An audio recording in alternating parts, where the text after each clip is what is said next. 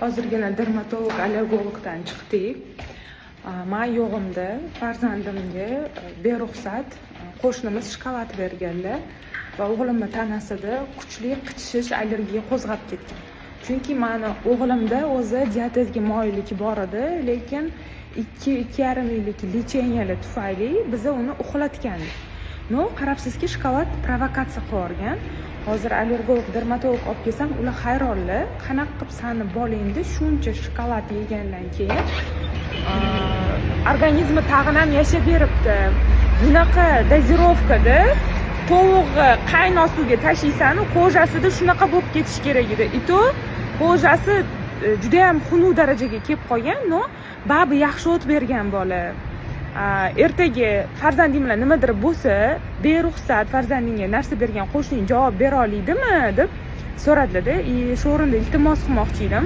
Umuman hozirgi kunda hamma bolalar allergichni bo'lib yotibdi. Chunki ekologiyamiz mana bu ahvol. Ota-onani ruxsatisiz ko'chadagi bolalarga hech narsa bermaydi. To'g'ri, farzandlarga o'rgatish kerak. Meni bolam hali kichkina bo'lgani uchun, endi qizim buni tushunadi, kattaroq, 7 yosh.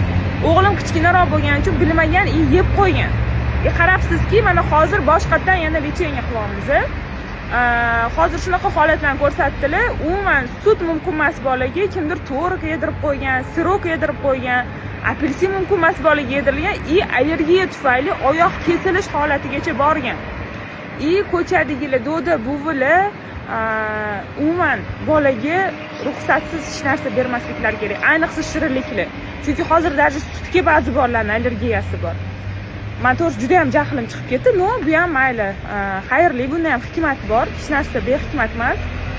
Demak, men ham ona sifatida bundan qanaqadir ilm olaman endi.